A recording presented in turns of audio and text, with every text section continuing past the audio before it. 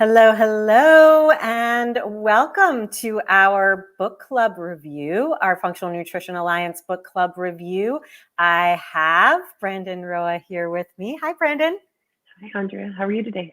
I'm good, and I'm excited about talking about this book. So today we're talking about Burnout, The Secret to Unlocking the Stress Cycle by Emily and Amelia Nagoski, sisters. Yes. Deep in it. Accomplished sisters, yes. Accomplished sisters, that's true. There's a few of Yeah. those out there. Can you hold up the book just to remind Yeah. us of what that book is? There it is. Beautiful. So we read this as part of the FxNA book club, and we like to read books with our practitioners that impact our own lives, but we know will also impact those that we're serving. Can you start us out with how these two sisters define burnout? Yeah. Well, just to back things up, they first talk about why men and women experience stress differently, because it's through the compilation of stressors and our experience with stress that leads to burnout itself. So she explains stress and ultimately burnout being different than men due to the fact that what's expected of women and what it's really like to be a woman in today's world are two very different things. And women end up experiencing burnout because of the exhaustion that they experience in trying to close the gap between these two big things. So, yeah, it's a really interesting way of looking at where women are at.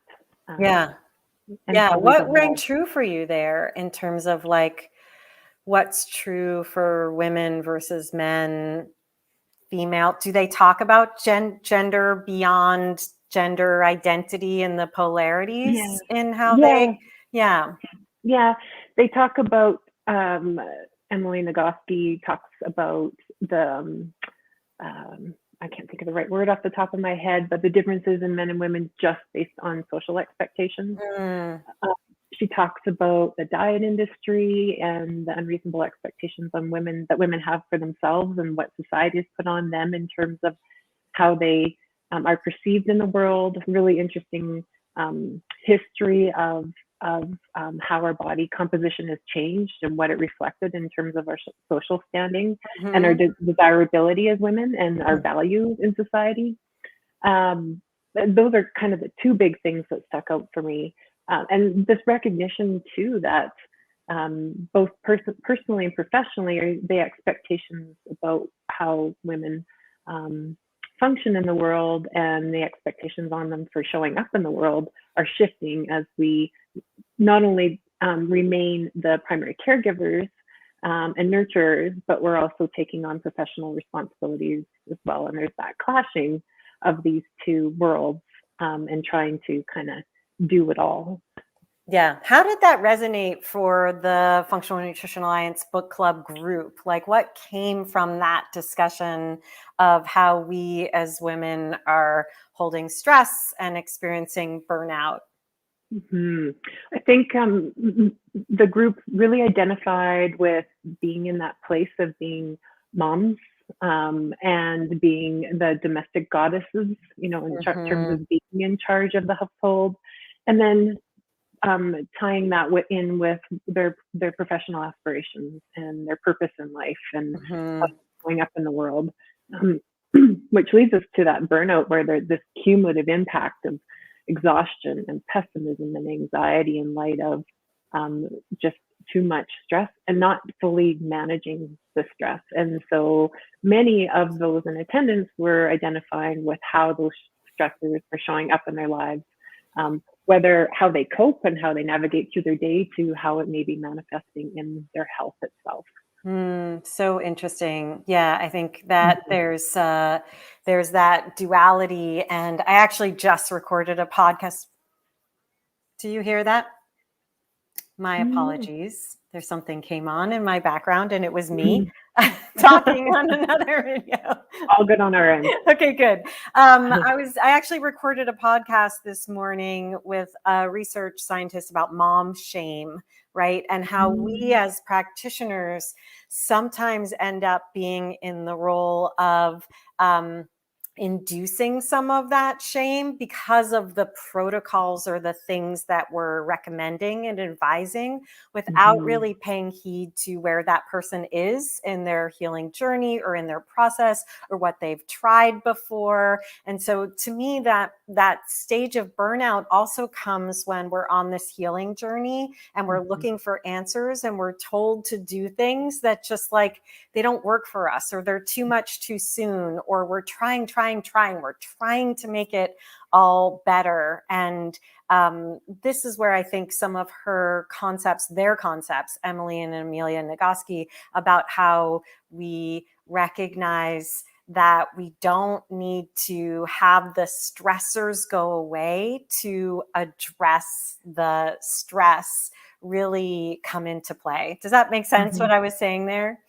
Totally. I love the idea of the mom shaming, because I think this is one of the things where we want to be everything to everyone, and that takes us into the being a human being versus being a human giver concept that they introduced in the book. But I think you said, so definitely lots to unpack there, but then thinking about the fact, and I think this resonated really strongly with the group, was making the distinction between having a stress experience or a stress response and the stressor itself. And they're two very distinct things. And the stress that we're experiencing is happening in our body, and it has a beginning, middle, and end. And we have the capacity to look after that through diet and lifestyle modifications, controllable things. And the stressor may never go away, but we have inherited this stress response. And what they're talking into is how we move through it, regardless of what that stressor is. Right. Yeah. What were some of the things that helped to differentiate between the stressor and the stress response? Because I can speak personally, I don't know about you, Brandin, but it's hard to tease those apart and recognize like this stress, whether it's illness that we're dealing with, a stressful relationship or work situation, an ill parent or child, like all of these things can be ongoing, whether it's financial, all the things that can show up as stress. How do we tease that apart? Did they talk into that? A little bit. I think what they tried to bring light to was that it's something that physiologically happens. So it's happening in the body as a part of a pre-programmed response that we have to stress. And the body doesn't differentiate between good or bad stress. It just says, okay, it's time to, and they referred to the saber-toothed tiger, outrun the saber-toothed tiger. And really, our stress response is that physiological get up and go. And it's supposed to be short term, but really,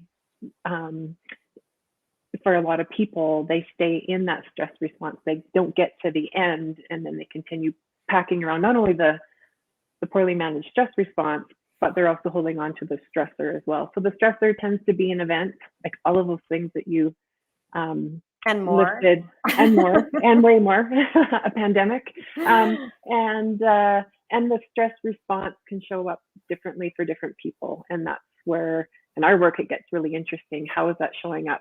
I talked about the pessimism, the anxiety. What about things like a raised heart rate and poor blood sugar control? How about digestive issues? What about mood and other emotional imbalances? Those are all ways that stress can manifest in our body. Yeah, that whole, like for me, I notice it in my nervous system, and like when I'm more easily triggered, right? Like when that just goes off really easily. I've been experiencing like face flushing, like almost a rash when I'm in that stress response. And it's so curious to see how our body reacts and what it's reacting to. Of course, my first instinct is, what did I eat? that's Yeah. inducing that response. And then Yeah. more recently, I was like, oh, that is directly linked to a stressor that's happening in my life. And that response is happening. And so that awareness, I think, of burnout, which I'm going to define as they define it in the book in just a moment. But I think that awareness is what supports us and helps us to support the people that we're serving. It's all about that tracking and awareness, those mediators. I think we get really stuck in the things we're supposed to do. But if those things we're supposed to do are causing more burnout, we have to recognize that. Yeah. Yeah.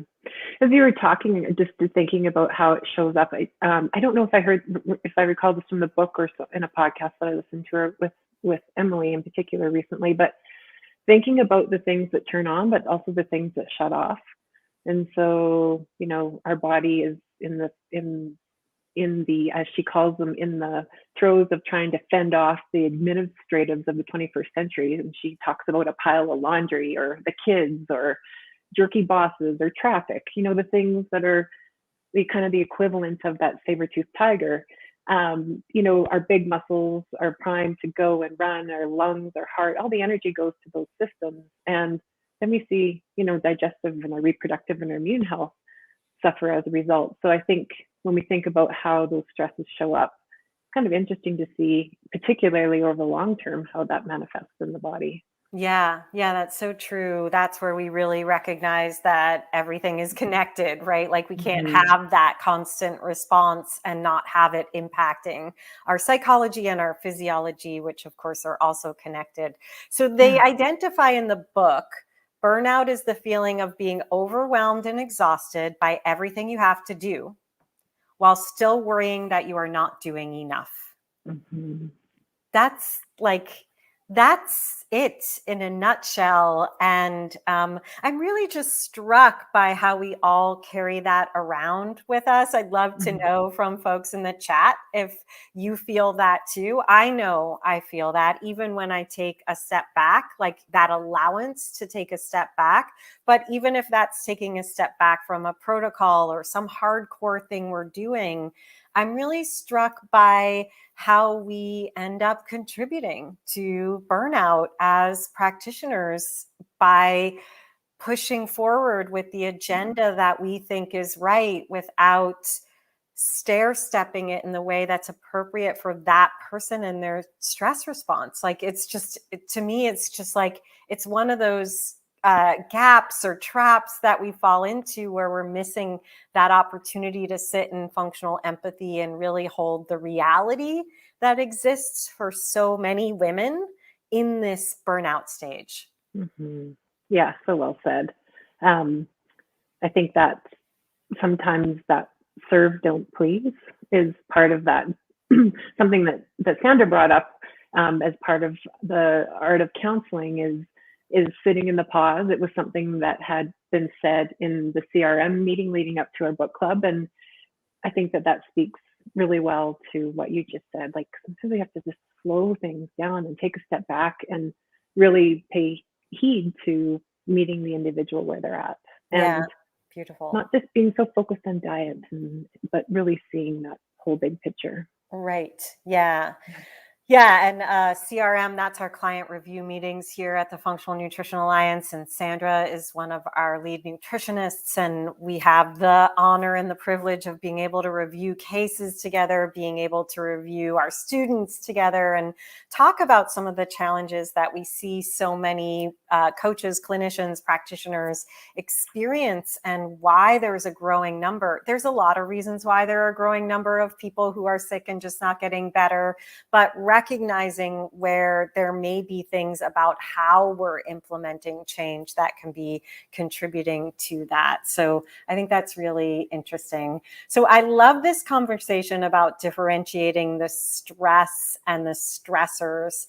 And I love that idea that just because the stressor hasn't been remedied, that doesn't mean we can't deal with the stress. So I'm wondering if we can talk about some of the biology of what happens when we go into stress, and then some of how we actually, or they suggest we actually work with it. So can we talk a little bit about the biology of the stress cycle as they refer to it?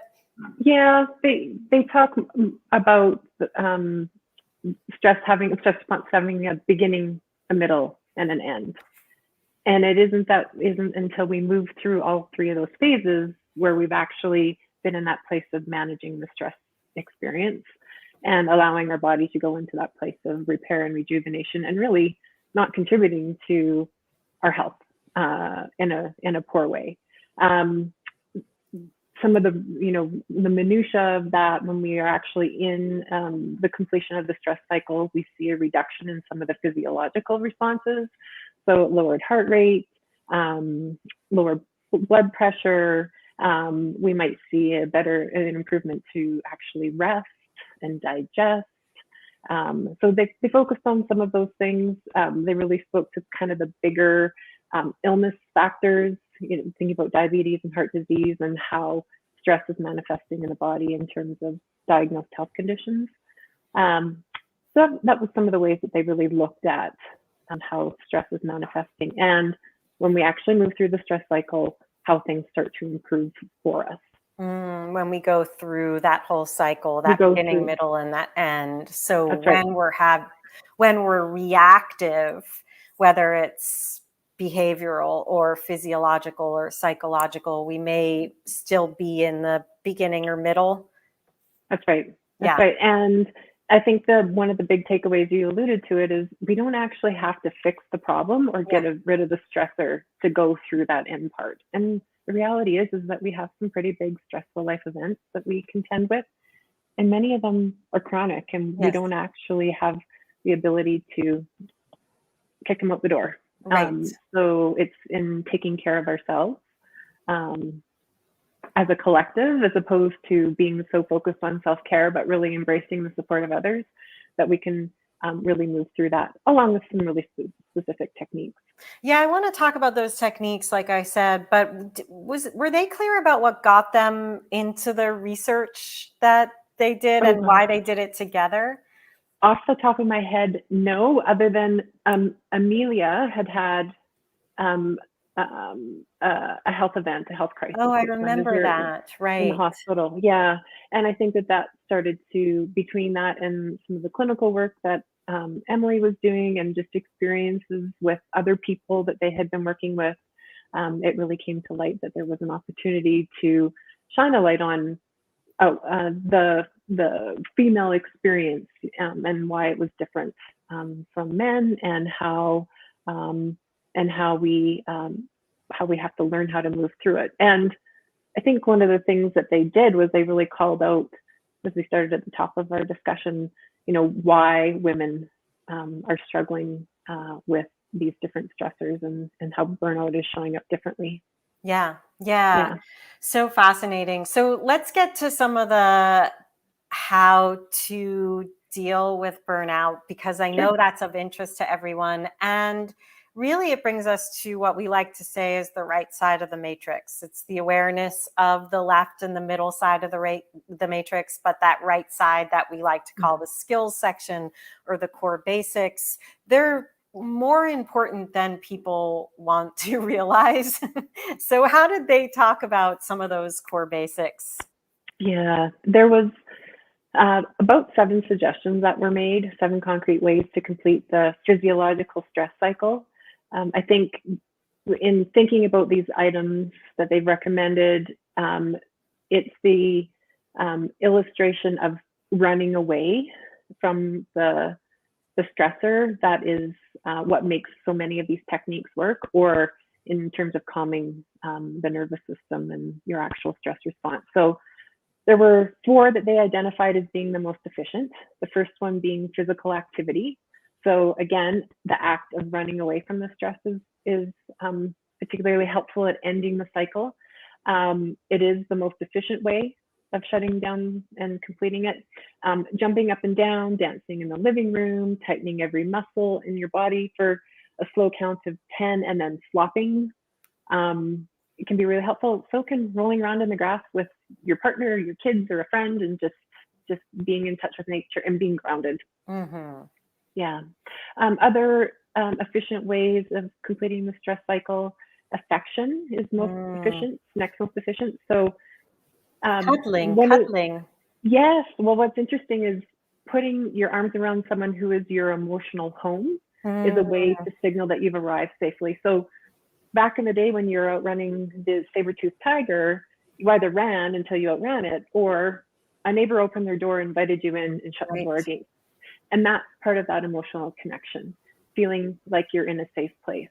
So a 20-second hug with someone you love and trust enough to hug for 20 seconds is an opportunity for the bodies to connect and establish that safety, which, by the way, safety is another one of those physiological responses.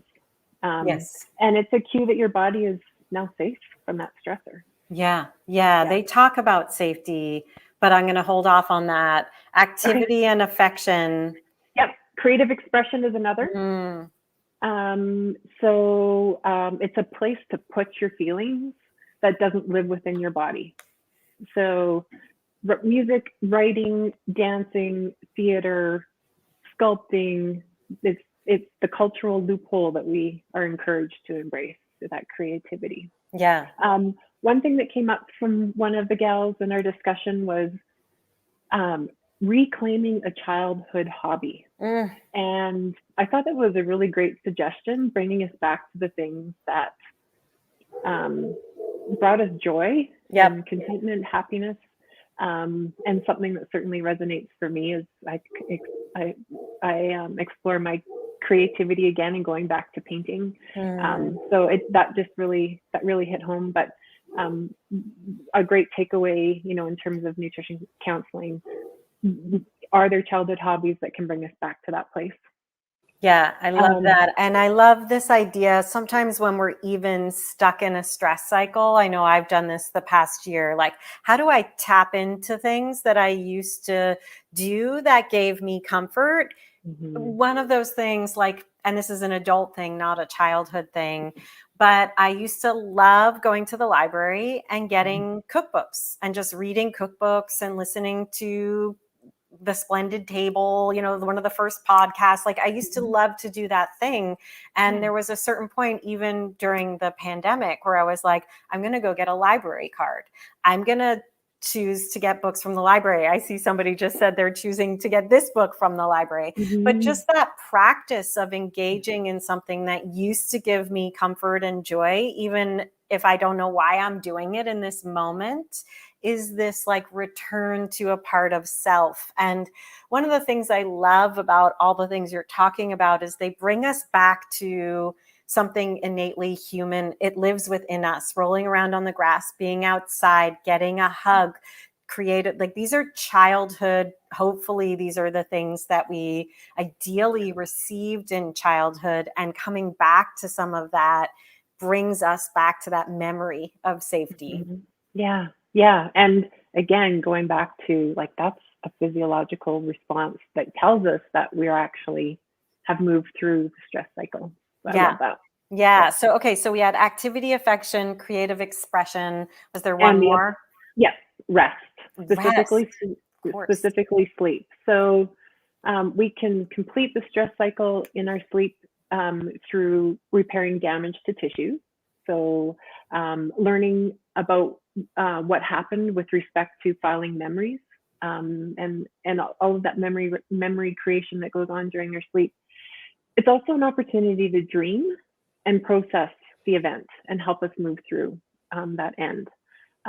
So sleep is not accessible for you, then having a nap or putting your feet up and doing something that you enjoy doing, like flipping through the recipe book or some meditation, which brings me to other ways that we can end the stress cycle, the stress response cycle. Breathing and emotional release, especially crying and laughing, are really great ways to move us through. And, like, I don't know about anybody else here, but what doesn't feel good after a good cry sometimes? Yeah, that's true. I'm not Or, very good at it, but I've been practicing recently. well, you like to laugh, and I think that laughter goes a long way as well. It's about that True. release. Yeah, Hmm. yeah. Yeah. Yeah. Sorry about the dog in my background, James. It's not my dog, but there is a dog in my background next door. And pets too. That's right. Yeah, Pets can help us too, because that's that hug. That's yes. that, like, really coming into that place. So Mhm. safety is one of the things that they talked about. It. I don't know if this was a quote, Brandin. I think it was, to be well is not to live in a state of perpetual safety and calm, but to move fluidly from a state of adversity, risk, adventure, or excitement back to safety and calm and out again. Stress is Mhm. not bad for you. Being stuck is bad for you. Yeah. Whoa. Whoa is right. I jotted that down because that was something that really stood out for me. And it's like on page 214, 215 that this comes out, in a really big way, but it's still only a small paragraph. And I think that we think that wellness is a state where we get there and we stay. But one thing that they talk about is this idea that to move through your stress response cycle, we have to be in action and then we have to have rest. Mm, And in being well, we have to be able to address and manage that stress or stress resilience in our core basics. yeah. So that really stood out for me. And they went as far to say that the flow of givers giving and accepting support in all its forms is what's going to bring us to that state of wellness in action. Not just being a giver, not just being a taker, but being able to play on both sides of the table, so to speak. Yeah, yeah, it's so interesting to think about all the little things. One of the things I've been thinking about just recently is friendship and Mm, how we rely or lean into or don't yeah. to friendship, which seems like it's another relationship. And I love that they wrote this together as Mm-hmm. sisters, that there's something as part of the healing that's about being able to lean in, receive that hug, be able to cry, whether it's with a partner or a parent or a child or a friend. And that brings us to, like you were saying, the stress and resilience, but also the relationships and networks and what we Mm-hmm. surround ourselves with in order to buffer the Mm-hmm. burnout and Yeah. move through it. Yeah. Yeah. Yeah. And having those two pieces in place always to lean back on, because like I said, stress is not necessarily a one and done. It can be very chronic. So Yeah. having those reliable things, safe things to turn back to.